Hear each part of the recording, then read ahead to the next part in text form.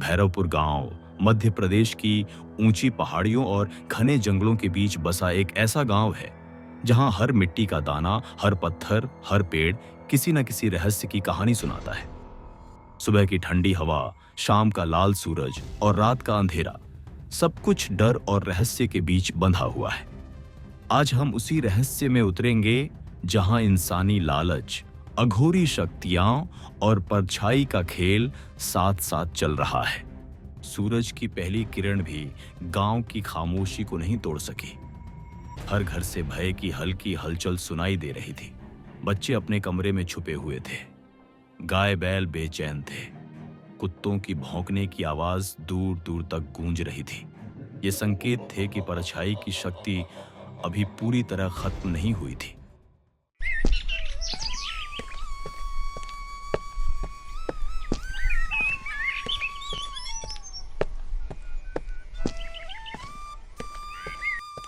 अरे रामलाल, इतनी सुबह खेत पर जा रहे हो? हाँ काका, गेहूं काटना है। बादल देख रहे हैं, कहीं बरसात आ गई तो सब भीग जाएगा। देख रामलाल, खेत जाना तो ठीक है, लेकिन पंचायत भवन के पास मत जाना। कल रात फिर किसी औरत के रोने की आवाज आई थी। काका आप भी ना, वो सब अफवाह है। अगर भूत होता तो अब तक मुझे भी पकड़ चुका होता। इसी बीच अरुण, 22 साल, कॉलेज का छात्र, छुट्टियों में गांव आया हुआ, हाथ में किताब लेकर वहां पहुंचता है। दादाजी, आप लोग अब भी इन बातों पर यकीन करते हैं? भूत प्रेत कुछ नहीं होता। विज्ञान ने कहीं साबित किया है क्या? अरुण, किताब पढ़कर सब समझ लिया क्या? अनुभव नहीं है तुम्हारे पास? ये वही भवन है जहां रामधन और उसकी पत्नी ने खुद को जला लिया था। उनकी चीखें आज भी सुनाई देती हैं। पंचों की एक एक कर मौत ऐसे ही नहीं हुई थी। यह कहकर सब अपने काम पर लग जाते हैं। शाम होते ही पूरे गांव पर अंधेरा और सुनसान छा जाता है। दूर दूर तक सन्नाटा पसरा होता है। सिर्फ कुत्तों के जोर जोर से भौंकने की आवाज गूंजती रहती है। रामलाल, बच्चों की आंखों में डर साफ दिख रहा है। उन्होंने रात भर रोना क्यों नहीं छोड़ा? सीता, डरना सही नहीं। काका और भैरवनाथ हैं। हम सतर्क रहें और डर को अपने ऊपर हावी ना होने दें। लेकिन रामलाल नहीं जानता था कि आज की हवा सिर्फ ठंडी नहीं, भय और रहस्य की सूचना भी ला रही थी। गांव की गलियां सुनसान थीं और अजीब सी छायाएं दीवारों पर हिल रही थीं, जैसे कोई अदृश्य शक्ति हर कदम पर निगरानी कर रही हो। दोपहर होते ही गांव के लोग पंचायत भवन में इकट्ठा हुए। डर और जिज्ञासा दोनों उनके चेहरे पर साफ झलक रही थी। हर कोई जानना चाहता था कि चोरी और परछाई का रहस्य क्या है। रात की घटनाओं से सब परेशान हैं। हमें तय करना होगा कि कौन सच कह रहा है और कौन झूठ। सिर्फ बैठक से कुछ नहीं होगा। हमें रात भर सतर्क रहना होगा। डर के बीच ही सच सामने आएगा। अगर हम नहीं देखेंगे तो अपराधी हमेशा छिपा रहेगा। गांव की गलियों में हल्की हवा चल रही थी। पेड़ों की शाखाएं धीरे धीरे हिल रही थीं और अजीब आवाजें, जैसे कोई धीमी भयावह हंसी, सुनाई दे रही थी। गांव वाले बैठकर भी अपनी आंखें झपकाने की हिम्मत नहीं कर पा रहे थे। बरगद के पेड़ की छाया दीवारों पर डरावनी आकृति बना रही थी। अचानक धनपाल के घर से आवाजें गूंजने लगीं। बर्तन गिरने, चीखने और हड़बड़ाहट की। गांव के लोग दौड़े और देखा, दीवारों को पार करती हुई हवा में लहराती काली परछाई। हे भगवान, ये इंसान नहीं है, ये परछाई है। सावधान, इसे किसी ने जकड़ रखा है। ये घर से बाहर निकलेगी और उसी घर की तरफ जाएगी जहां इसे रखा गया है। परछाई ने दीवारों को पार किया। ताले नहीं टूटे, दरवाजे नहीं खुले, फिर भी वह हवा में लहराती हुई बाहर निकल गई। गांव में सन्नाटा छा गया। हर किसी की सांस थम गई। बच्चों के चेहरे फीके और डरावने थे। महिलाएं अपने पल्लू को आंखों पर कसकर पकड़ रही थीं। पुरुष अपने घरों के दरवाजे चेक कर रहे थे। तब गांव के बुजुर्गों ने फैसला किया कि पंचायत की बैठक बुलाई जाए। हमें अब कुछ ठोस करना होगा। अगर चुप बैठे रहे तो ये चोर पूरे गांव को बर्बाद कर देगा। मैं कहता हूँ हर घर के बाहर आग जलाकर पहरा दें। नहीं, ये बात इतनी आसान नहीं है। अगर ये इंसान होता तो अब तक पकड़ा जा चुका होता। इसके पीछे कोई गहरा राज है।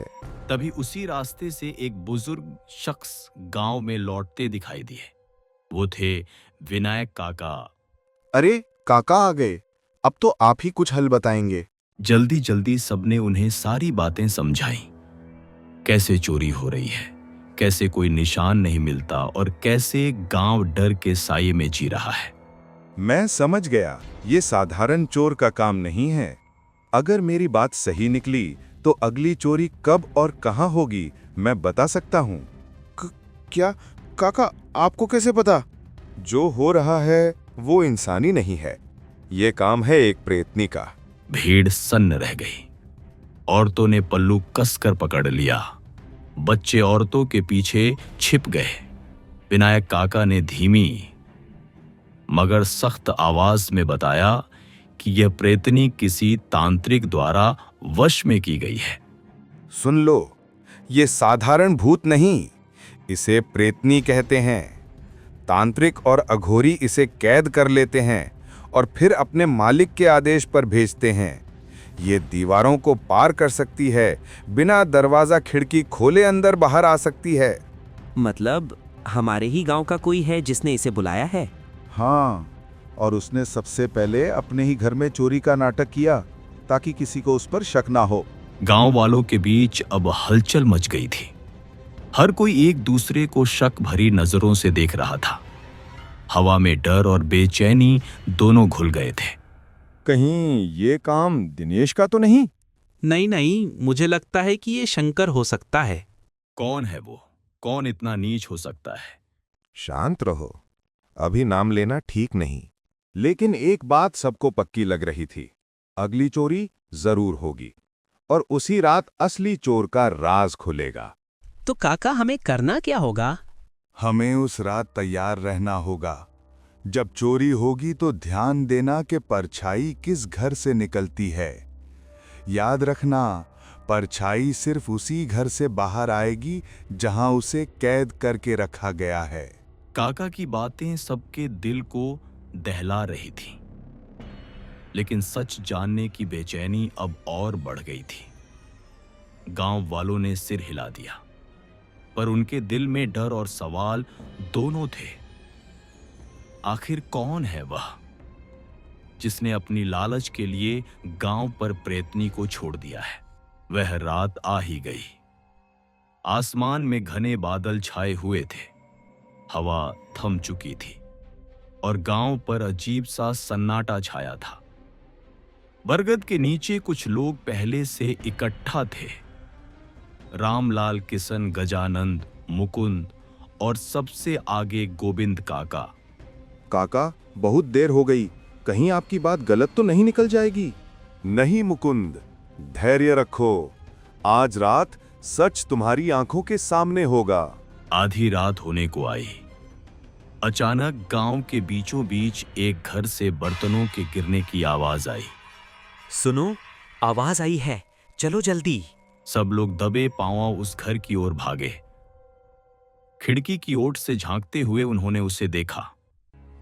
अंधेरे कमरे से एक परछाई धीरे धीरे बाहर निकल रही थी। वह किसी औरत की आकृति जैसी थी। लंबे बिखरे बाल, लाल चमकती आंखें और एक नीली साया जो जमीन पर नहीं बल्कि हवा में लहरा रहा था। हे भगवान, ये तो सचमुच परछाई है। ये तो दीवार के आर पार जा रही है। गांव वाले सांस रोके देखते रहे। परछाई घर की दीवार से बाहर आई और अंधेरे में लहराती हुई गायब हो गई। हे भगवान, ये क्या था? हे भगवान, ये क्या था? किसने लाया इसे गांव में? लेकिन गोविंद काका की नजरें अब उस घर पर टिक चुकी थीं। वही घर जहां से परछाई निकली थी। वह घर था धनपाल का घर। मैंने कहा था ना, सच सामने आएगा। अब हमें बस इस घर का राज खोलना है। गांव वाले झुंड बनाकर धनपाल के घर की ओर दौड़े। दरवाजा खटखटाया गया। धनपाल डरते डरते बाहर आया। उसका चेहरा पसीने से भीगा हुआ था। धनपाल, अब सच बता, तेरे घर से परछाई निकली है, ये तूने ही गांव पर छोड़ी है? नहीं, मैं निर्दोष हूँ, मैं नहीं। लेकिन काका और बाकी लोग अंदर घुस गए। एक कमरे में तंत्र मंत्र की सामग्री, काले धागे, हड्डियां, राख और बुझा हुआ दिया पड़ा था। देखो, यही है सबूत। बता धनपाल, तूने ऐसा क्यों किया? तूने गांव को क्यों बर्बाद किया? काका, मैं गरीब था, अमीर बनना चाहता था, इसलिए जंगल के अघोरी से सौदा कर लिया। उसने ये परछाई दी। हर कुछ दिन में बलि चढ़ाकर और मंत्र पढ़कर वही परछाई गांव से चोरी करती थी। गांव वाले गुस्से से कांप उठे। धनपाल का लालच पूरे गांव को बर्बादी के कगार पर ले आया था। धनपाल, तेरे पाप अब और नहीं चलेंगे। उस साधना को अभी खत्म करेंगे। काका ने गंगा जल मंगवाया। जोर जोर से मंत्र पढ़ते हुए कमरे में चारों ओर गंगा जल छिड़का। जैसे ही गंगा जल पड़ा, अचानक भयानक चीख सुनाई दी।